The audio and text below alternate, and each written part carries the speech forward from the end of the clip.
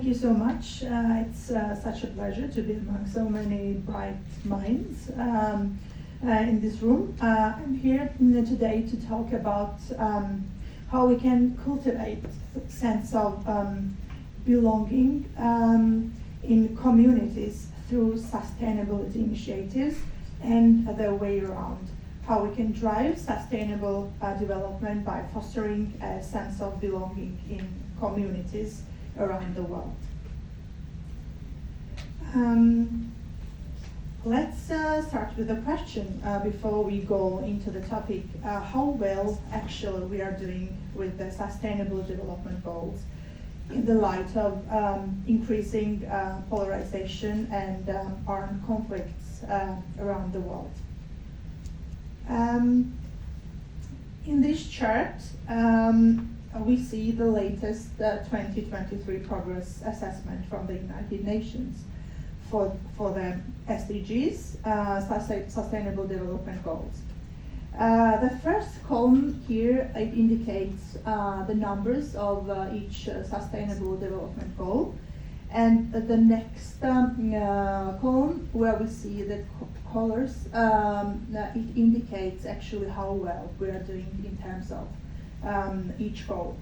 As we see, green color means that we are on the track or target met. The yellow means fair progress but acceleration needed, and the red, it means stagnation or regression, and the gray color, it means insufficient data. And insufficient data and negative results are very often overlapping each other.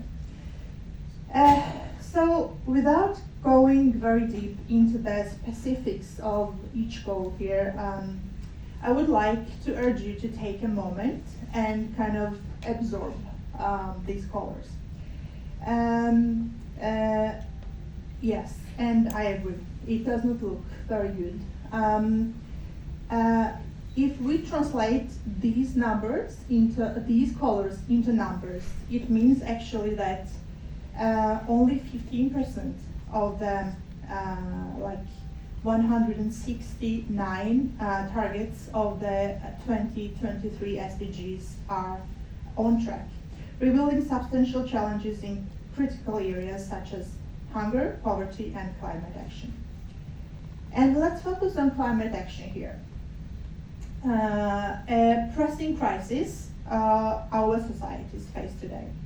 The global attention on ongoing armed conflicts and polarization significantly diverts focus from SDGs, particularly environmental and climate action, which is a strong reminder of the urgent need for collective action to address these challenges. I have worked on sustainability issues, both from the public, private sector, and non-governmental sectors in both Georgia and in Norway, which is my home country. Despite geographical and cultural differences, a common challenge persists, both in Norway and in Georgia.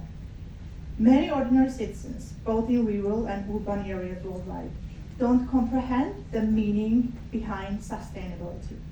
Each time I step out of my professional bubble to explain about my work and education around sustainability and environmental studies and so on and so forth, then I get the question, what do you actually mean with sustainability? The attached picture here, it's from the river gorge in western Georgia. This is where I originally come from, and where I own our family farmhouse. Despite the village implementing municipal waste management systems here 20 years ago, 60% of the population still disposes their waste in the river gorge. When I interviewed locals about the reasons, why do you still continue to dispose your waste in the gorge when we have these new beautiful waste bins, they just answered that we have been doing like this for centuries, and nature will take care of it. And here we are talking about open-minded peasants who are deeply connected to the soil and nature, and they are like collaborating with nature in their everyday lives. But still they have limited awareness of global warming, like sustainable development goals, and then these global concepts, what we use around the ongoing crisis when we talk about environment and sustainability. Their concerns, locals, their concerns revolve around their village, weather conditions for their vineyards, fish in the rivers, and air quality for their children.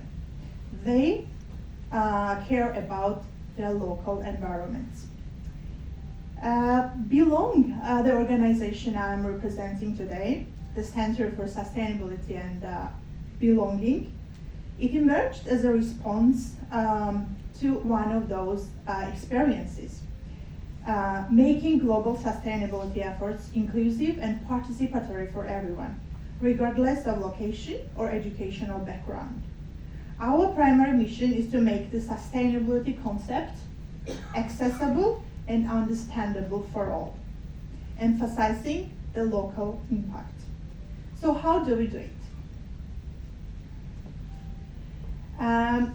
Just recently, Belong has reached a collaboration agreement with local community organizations in 3 vibrant villages in Georgia and with the authorities in those villages to kickstart the pilot project of inclusive citizen participation on river management, river waste management.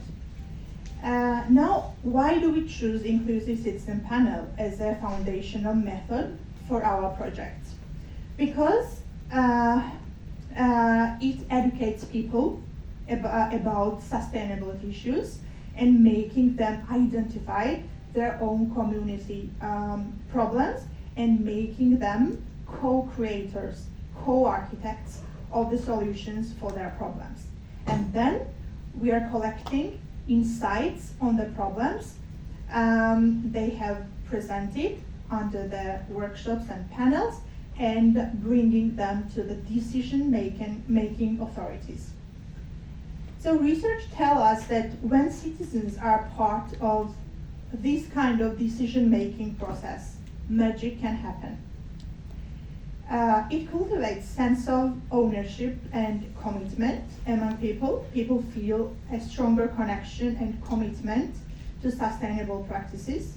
It's like they are owning piece of the solution, leading to positive attitudes and behaviors.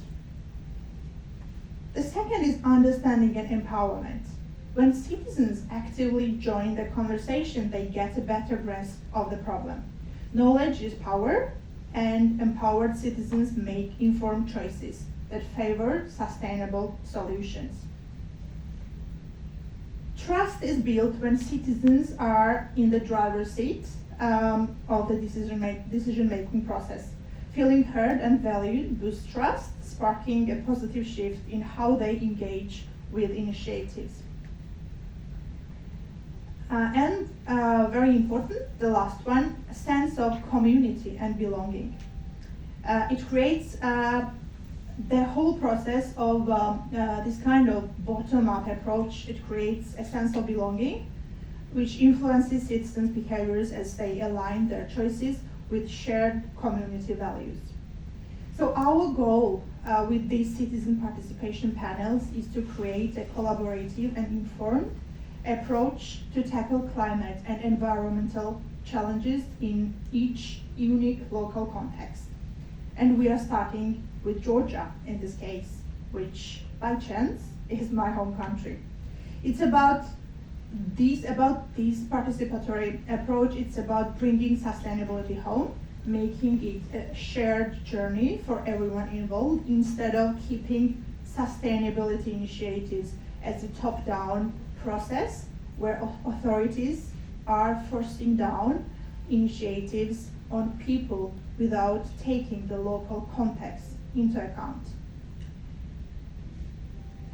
And in the last, it's about getting everyone actively involved, co-creating solutions, and turning local sustainability into an arena for belonging and inclusion, something we desperately need in these times of unrest and polarization.